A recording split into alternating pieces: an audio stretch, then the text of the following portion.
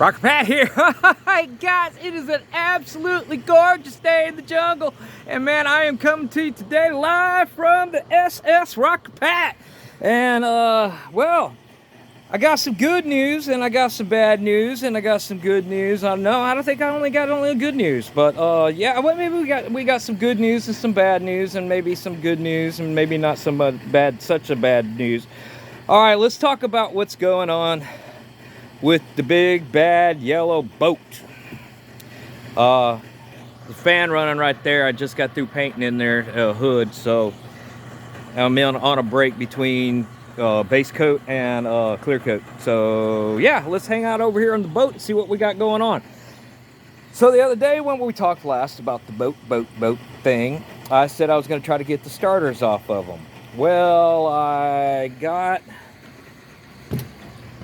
this starter loose and got it hanging down there, but I cannot figure out a way to get it to fall up out of the hole it's in. Yeah, this one over here, I thought I couldn't get it out, but then all of a sudden it just fell out. But look at this monster of a starter that's on this boat. My buddy came over, and he's kind of a Ford guy, and he said he ain't never seen a snout that long. It's like, what the hell, man? And yeah, that's why it was all jammed up against the dipstick back on this side. And then the way the boat's made down there, it wouldn't let it fall. And then the oil pan's in the way and all that kind of stuff. So we had talked about, luckily I got it out, what I found on this particular starter. Because remember I was saying on the last video that when I try to bar this engine over, that there's a noise back in the flywheel area. Well, come to find out, the starter bendix is stuck out on this starter. And not only is it stuck out, but it doesn't freewheel, it doesn't do anything. So every time I was trying to bar the engine over, I was also having to turn the starter motor over. And yes, this is a motor and this is an engine. So anyway, you can see the damage that they must have been cranking on this thing pretty hard and burned it up pretty bad. So I can already tell you right now, marine grade or not, this thing's getting some of them smaller damn starters that Ford made for these 302s and 92 Ford pickup truck. They got one in the shop right now, got a little bitty ass starter on it. Ain't putting this big heavy bastard back in there, I can promise you that. So now let's talk about the engine.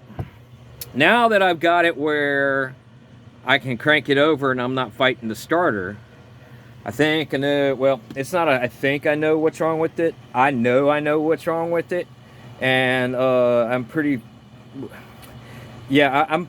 sure I know what's wrong with this engine. And how it got where it got,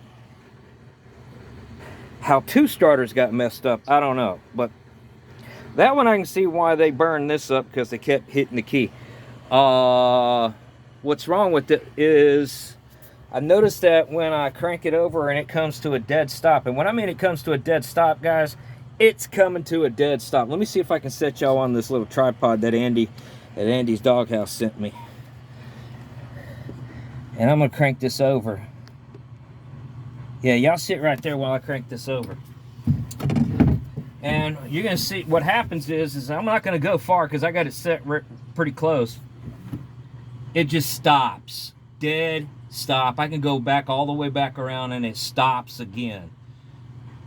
Remember, the engines were filled with water, both of them.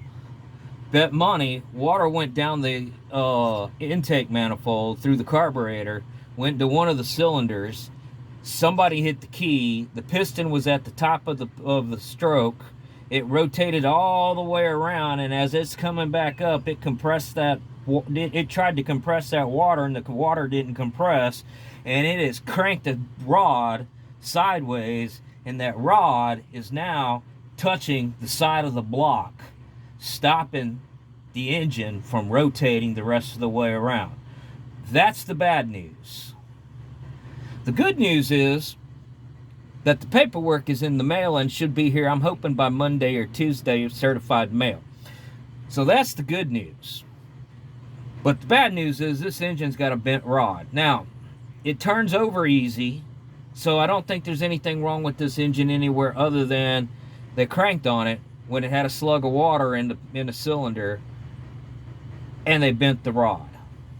Just that simple. So easy fix. Pop the engine out, pull everything down, pull the heads off of it.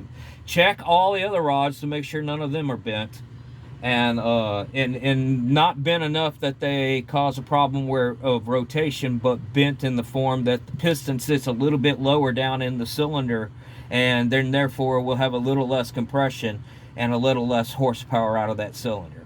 That's all. And possibly rotating, you know, there could be some other things. But everything needs to be checked as far as rods go, because that's what I think is wrong with this. Okay, let me rephrase that. It's not. I know damn good and well that's what's wrong. It's a dead stop. It's not rust. Rust is crunchy, and you can kind of fight your way a little bit further and a little bit further. This is a dead stop. Thunk! And it makes a thunk when you hit it. So we're going to be popping the engines out. I'm going to pop that other engine out because I can't get the starter out, and I may as well because everything will be out of the way and we can take a look at it.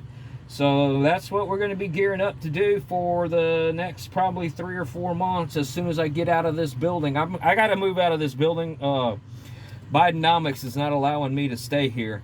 So I've got to get packing and everything. So I may not pull these out until we get everybody back over in the other shop. I'll make a video on that subject and everything. But anyway, guys, I wanted to talk to you about what was going on with the big bad yellow boat. And one day we're going to get it to float. All right, guys. Well, y'all keep rocking and a-rolling and a-rolling and a-rocking. I got a date with Mr. Ford over here. Talk to y'all next time.